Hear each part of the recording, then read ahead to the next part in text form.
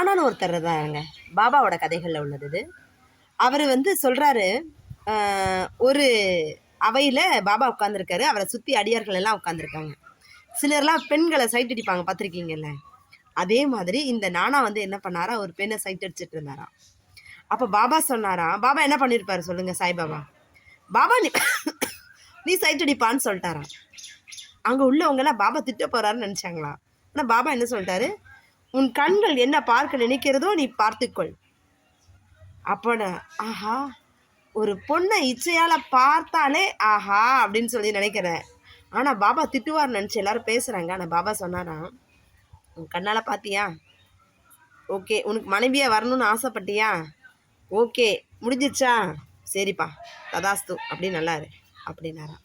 அப்போ பாபாட்ட கேட்டாங்க, என்ன பாபா நீங்கள் திட்டுவீங்கன்னு பார்த்தோம், நாங்களாம் திட்டவே இல்லையே பா, ஐம்புலன் அடக்குன்னு நான் சொல்லியிருக்கேன்.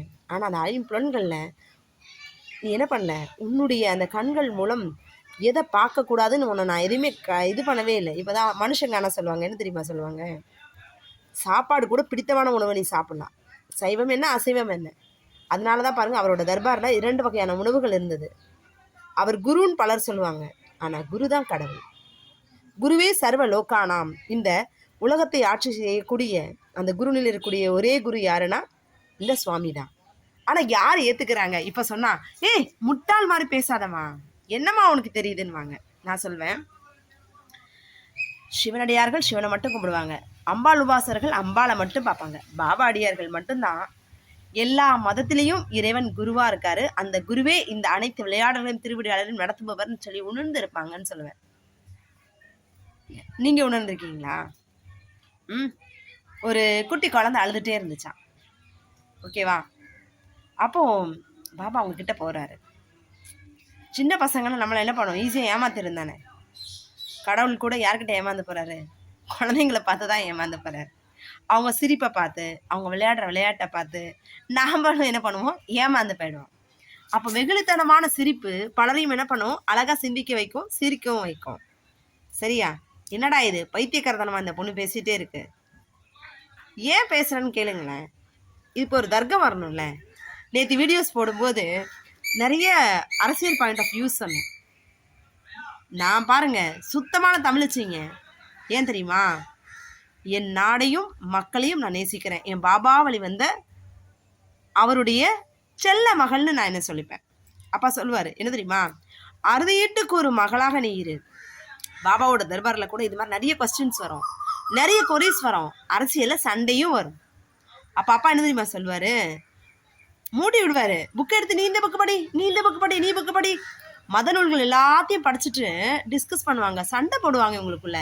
அப்போ நான் கேட்பேன், எங்கே விவாதம் நடக்குதோ, எங்கே விமர்சனம் நடக்கிறதோ, எங்கே விமர்சனங்கள் பிரசுரிக்கப்படுதோ அந்த இடத்துல தான் என்ன கிடைக்கும், தீர்வே கிடைக்கும். அதனால விமர்சனங்கள் ஏற்றுக்கொள்ளப்படுகிறது. இதுதான் ஸ்கூலில் பார்த்தீங்கன்னா டிபேட் கண்டக்ட் பண்ணுவோம். ஒரு டாபிக் கொடுத்துட்டு ஏதாவது ஒரு டாபிக் பேசி பார்ப்போமே அப்படின்னு சொல்லி நினச்சோன்னா, கடன் கொடுப்பது சரியா தவறா, கடன் வாங்குவது சரியா முறையா, தவறு செய்பவர்களில் முதன்மை பெறுபவர்கள் ஆண்களா பெண்களா, அதிகம் ஏமாறுபவர்கள் ஆண்களா பெண்களா, உணவு சமைப்பதில் வல்லவர்கள் ஆண்களா பெண்களா, இது மாதிரி டாபிக் நிறைய போயிட்டே இருக்கலாம், லிஸ்ட் ஆஃப் டாபிக் போயிட்டே இருக்கும். நீங்கள் கூட விவாதம் பண்ணி உங்கள் வீட்டில் பேசி பாருங்கள், சிரிப்பு தான் வரும், சிரிச்சுக்கிட்டே இருக்கணுங்க. நோயற்ற வாழ்வே குறைவற்ற செல்வம். செல்வங்கள் சேர்த்து வச்சுருந்தா அழிஞ்சு போகும், ஆனால் கேள்வி ஞானம் கேட்டுக்கிட்டே இருக்குது பாருங்கள் காது.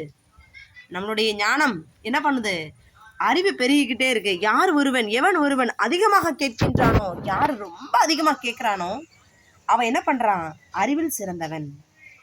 பேசுபவனை விட கேட்குறவன் ரொம்ப ஞானி. நீங்கள் ஞானி தானே? சரியா? சரி, இன்னைக்கு சொன்ன கருத்து பிடிச்சிருந்தா லைக் பண்ணுங்கள், ஷேர் பண்ணுங்கள், கமெண்ட் பண்ணுங்கள் அண்ட் சப்ஸ்கிரைப் பண்ணுங்கள்.